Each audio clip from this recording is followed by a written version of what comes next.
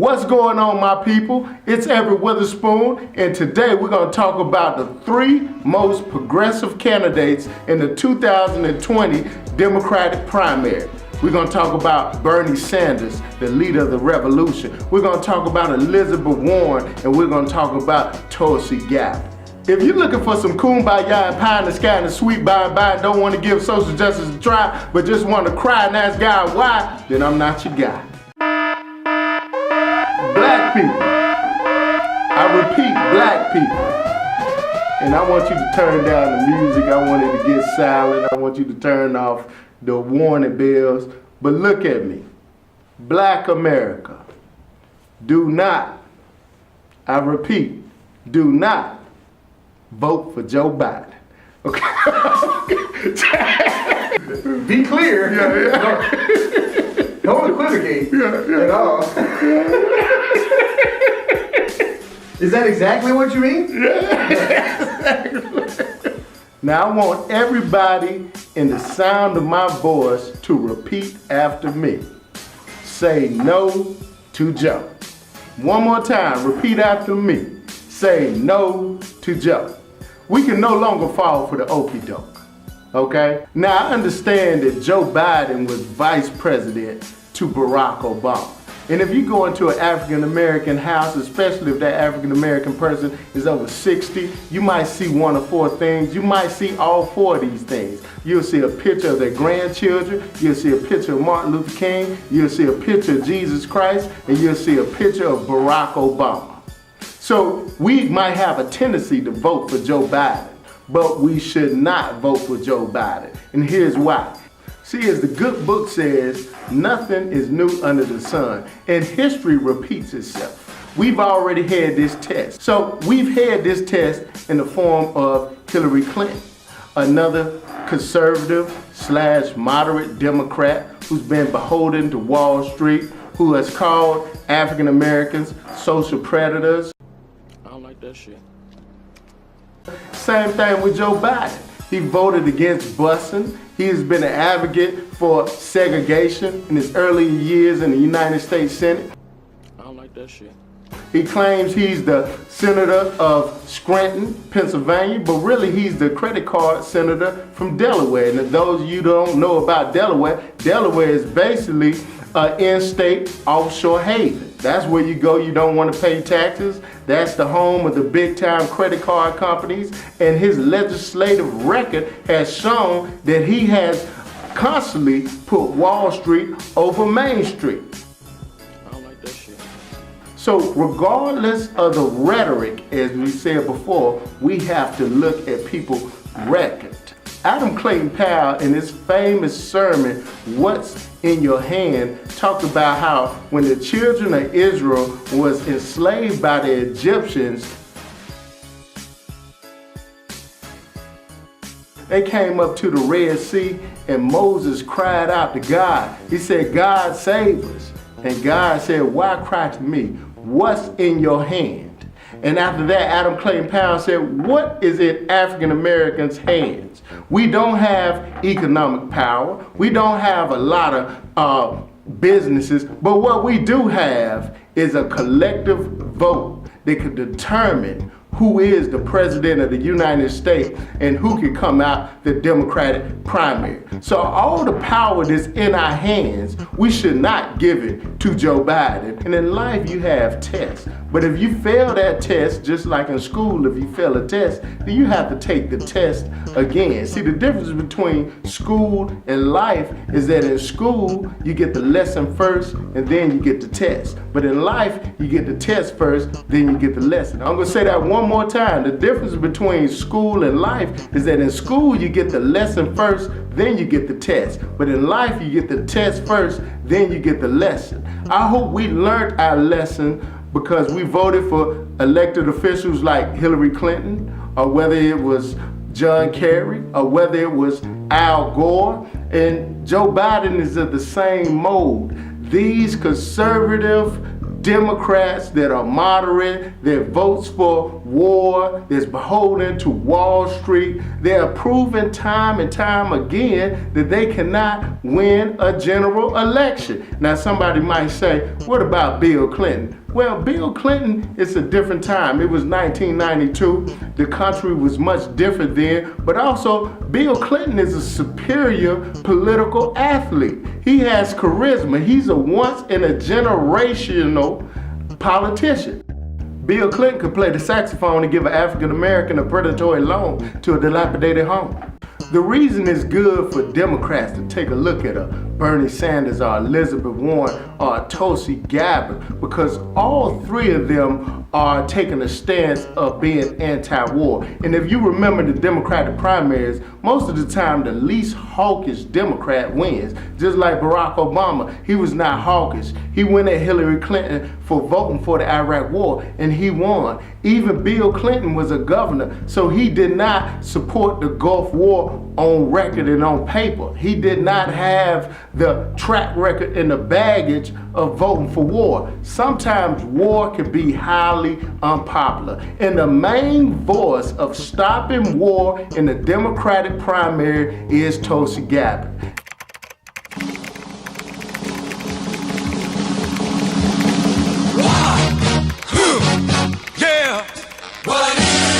Now, Bernie Sanders and Elizabeth Warren has taken a pledge to end all the Iraq Gulf wars, but Tulsi Gabbard has been the leader of bringing that to the forefront and the center, and she believes in no wars. And guess what? She has the moral authority because she's been a veteran. She's been to war. She's an Iraq veteran. So she knows the perils of war, and she supports our troops, but she does not support war. And let me tell you something, when it comes to war, just like Tulsi Gabbard says, war is bad. And when it comes to international policies, that's what makes a great candidate, because the original sin of this country, the United States of America, is military aggression. Whether it was military aggression against the Native Americans in this land, whether it was military aggression against African countries that caused slavery, whether it was military aggression against Mexico that took Texas from Mexico and California from Mexico, it is military aggression that has been the original sin of this country. And a lot of times we try to use morality, and this is something that Tulsi Gabbard actually talks about. We try to use morality to justify military invasion. Like we talked about Saddam Hussein when we went into Iraq, about how he used chemical warfare to kill thousands of his people. But guess what? He got those chemicals from the United States of America. But what do? We went in and removed Saddam Hussein, and instead of killing thousands of Iraqis, we killed millions of Iraqis. We killed 1 million Iraqis, and we displaced 5 million other Iraqis, and the birth rate of Iraqis are terrible, the living conditions are terrible. So we made people's lives worse by invading Iraq. We made Iraqis' lives much worse, not much safer. But that's what we have always historically done. We would see Native Americans and we would say that Native Americans are savages. Look how they scalp their enemies. Look how these tribes kill hundreds of Native Americans. And then we go in for morality reasons and we kill and decimate millions of Native Americans to the point that they're just about extinct. See, we use morality to invade countries. See, Machiavelli would call it the iron fist and the velvet glove. See, the velvet represents purity, but the iron fist represents destruction. Jesus would call it what he called the Pharisees, whitewashed tombs. See, white represents innocence, but tombs represents death. The Bible will also say wolves in sheep's clothing. Sheep's means innocence, harmless, but wolves means to ravish, destroy, and destruction. And that has been our foreign policy. We use it on Native Americans, we use it on Africans. All those Africans are so immoral. They're killing their own people. We used to even say they eat their own people, they board their own people, they enslave their own people. They're killing thousands, but what do? We come in with our tools of war and machines of war, and we kill millions and enslave millions. Same things with Mexicans. We take their land. We took Texas, California, and we get mad with them when they come back across the border and take back what we have taken from them. So at the end of the day, when it comes to war, Tulsi Gabbard is right where she said regime change never helps the country, whether it's in Venezuela, whether it's in Latin America, whether it's in African countries, whether it was Libya with Gaddafi. Removing Gaddafi from Libya did not make Libya a better country. Matter of fact, it made them a worse country, and they have slavery, and the slave trade has increased in Libya because it's destabilized. So when we intervene in these countries, we're intervening for oil. We're intervening in places like Africa and covert wars because you need coltan to deal with the iPhones and the PlayStations. We need diamonds. We need gold, because at the end of the day, only morality we care about is God, and that is gold, oil, and drugs, or you could say gold, oil, and diamonds. That's our morality, and that's why I'm very interested in Tulsi Gabbard's candidacy, because she is the main one talking about the perils of war, and that war has never helped anybody in those countries when they have taken out dictators. Even though those dictators are bad persons, this world is filled with bad persons, and when you take out these people for morality reasons, what we really are doing is hurting the rest of the citizens, whether it's Syria, whether it's Libya, whether it's Iraq. She is saying, and she's using a moral high horse and a moral authority from being a soldier. It's time to leave these wars. I'm very impressed with Tulsi Gabbard. Just like Tulsi is the leader when it comes to the anti-war movement among presidential candidates, Bernie is the leader when it comes to Medicare for all.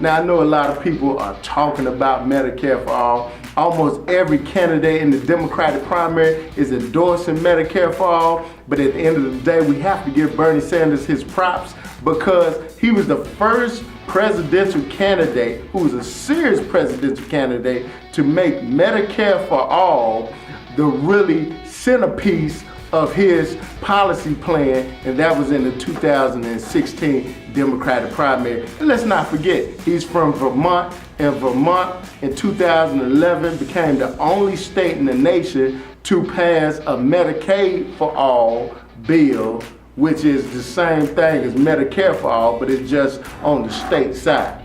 So when we talk about Bernie Sanders, he's serious about Medicare for all, and a lot of people talk about it, but this is the reason other candidates who are in bed with Wall Street cannot give you Medicare for all. Because in order to have Medicare for all, and in order to pay for it, you have to have a speculation tax. Stock and real estate speculation.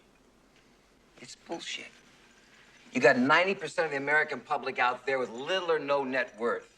I create nothing. I own. We make the rules, pal. The news, war, peace, famine, upheaval, the price of a paper clip. We picked that rabbit out of the hat while everybody sits out there wondering how the hell we did it. Now, you're not naive enough to think we're living in a democracy, are you, buddy? That's what most industrialized nations who have Medicare for all style systems, they have speculation tax. And that's on Wall Street trading. That's on the trading of stocks and bonds. If you're an everyday worker and you go to work, your taxes are taken out. We tax work. Even if you're in real estate and you sell property, you have to pay a capital gains tax. If you sell some stock, you have to pay capital gains tax. But simple trading and speculation, there is no tax on it. So we tax work, but simple trading, we don't.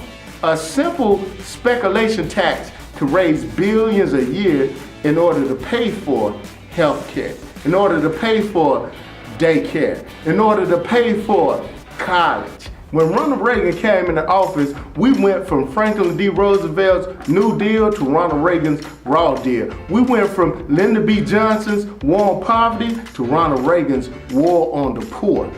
Because you gotta rob to get rich in the Reagan era. They're running a strange program, y'all. I mean, more poor and disenfranchised folks than this place has ever seen. And see, they try to front it off like it don't exist. Meanwhile, the rich get richer, the poor don't get a thing. When Ronald Reagan was elected, it was no longer acceptable to have big government. We wanted to cut government. We wanted to cut taxes. That's what you see in this Trump budget. You see billions of dollars being cut from Medicaid and Medicare and an increase in the military budget. Well, that's Ronald Reagan's style of government. Of course, we know the Bushes who believed in Ronald Reagan's style of government, but also Clinton with his cuts to welfare that pushed a record number of women and children, especially women and children who are minorities, into deep poverty. Not poverty, into deep poverty. That's part of Ronald Reagan era government. Up with Bernie Sanders, you're seeing a breaking of that. You're seeing a return of FDR style New Deal politics. You're seeing a return of the war on poverty. You're seeing programs being introduced like Medicare for All, free college tuition. You're seeing programs like free pre-K. This is a new style of New Deal. This is a new style of war on poverty that's gonna put an end to the Reagan era of small government, everybody for themselves, ruthless capitalism, put an end to the war on the poor, and put America where we need to be along with the rest of the industrialized world by providing health care for all our citizens.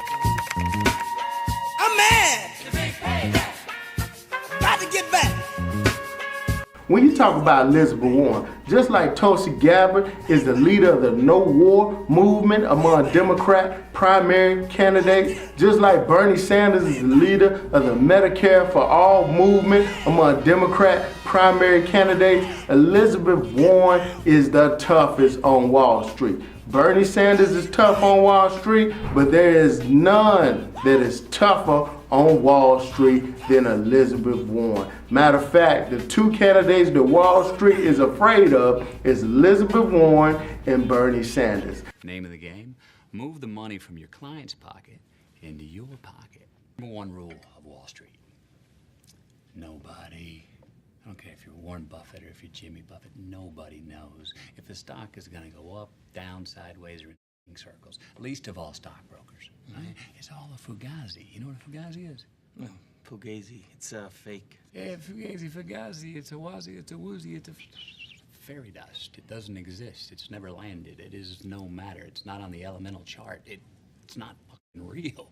Elizabeth Warren created the Consumer Financial Protection Bureau that protected consumers against big-time Wall Street firms, whether it was predatory lending, whether it was student loan lending, whether it was dealing with lending with homes, credit cards. It gave consumers protection. She has been the champion and she has fought against Wall Street. And that is one of the reasons she has such a bad reputation sometimes, is because when a woman is a fighter, especially when a woman is fighting against Wall Street, there is a backlash against that. Because make no mistake, Wall Street has always been and is a male-dominated field. If you go into these rooms, if you go into these companies on Wall Street, it's hard to find any type of woman unless it's a secretary, okay? So when you're fighting against people who have brought destruction on the economy, and I'm not talking about the rank and file people on Wall Street, I'm talking about the big dogs, the Gordon Geckos that you see in the fictional film Wall Street, and people that's even bigger. She was like David going against Goliath without a slingshot. So sometimes that is the reason why you see the backlash against Elizabeth Warren, because at the end of the day, when you talk about Democrat candidates, we still raise a lot of money from Wall Street. And she is one of the candidates and one of the senators who stood up against Wall Street and told Wall Street, we're going to rein in your abuses. And she is the leader in Washington among all elected officials when it comes to holding Wall Street accountable. And of course, we all know when we fight against these big corporations, there is a backlash because of her tough stance on Wall Street. But the policies that I like with Elizabeth Warren, especially, same thing as Bernie Sanders, pre-K for everybody. And as I said before, the only way you can really pay for these programs is a speculation tax on Wall Street. And you see how hard it was for Barack Obama to get the Affordable Care Act passed, where it's going to be twice as hard for people like Elizabeth Warren or Bernie Sanders or anybody to get pre-K for all or Medicare for all passed. That's why you need a fighter. And it's time for us to become smarter as a people, African Americans, Latinos, white people, Democrats. We should learn our lessons from Hillary Clinton when it comes to these Wall Street, moderate, pro-war Democrats. It is not working. Times are changing. So just like Hillary Clinton, or whether it was Joe Biden, or whether it's John Kerry, or whether it was Al Gore, these candidates are not appealing to the base of the Democratic Party. So people, African Americans especially, but everybody in general, we have a block vote. We have power. Now I know I heard that Joe Biden was gonna put Stacey Abrams on his ticket. That's that okie doke. I like Stacey Abrams. I'm a fan of Stacey Abrams. Let me tell you something. I'd rather have Nina Turner as vice president. I'd rather have Bernie Sanders and Nina Turner than Joe Biden and Stacey Abrams any day of the week. What do we have in our hand, like Adam Clayton Powell said? Let's not cry about our conditions. Why not take a chance? Why not vote for candidates who say that they're going to end war? It's kind of funny when it rains and pours. We have money for war, but can't feed the poor. Who said that? Tupac Shakur. See, if you're spending all this money on war, and if you're voting for politicians who have voted for war in the past, where are you going to get the money to fund free college education? If you vote for politicians who have always voted pro-Wall Street, where are you going to get the money to have Medicare for all? Now, some people say, we can never have Medicare for all. We can never have free daycare. We can never have free college tuition. Well, if you keep on voting for the same candidates, the Joe Bidens, the Hillary Clintons, the John Kerrys, the Al Gores, you never will. If you keep on voting for these pro-Wall Street Democrats, and like I said, when you get on this level, people have a good game. They can give a good speech. These are professionals. They know how to convince you. They know how to sell, but what they cannot change is their voting record.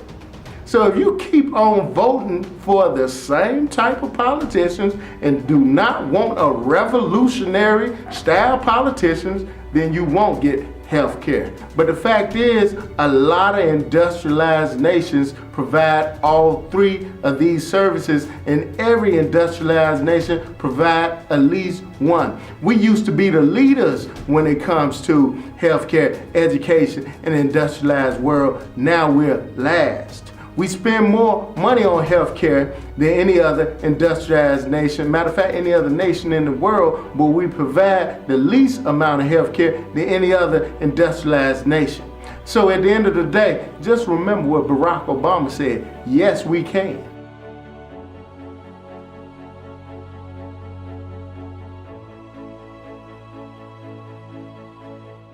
Thank you guys for tuning in. It's been my pleasure. And remember, click, like, and subscribe.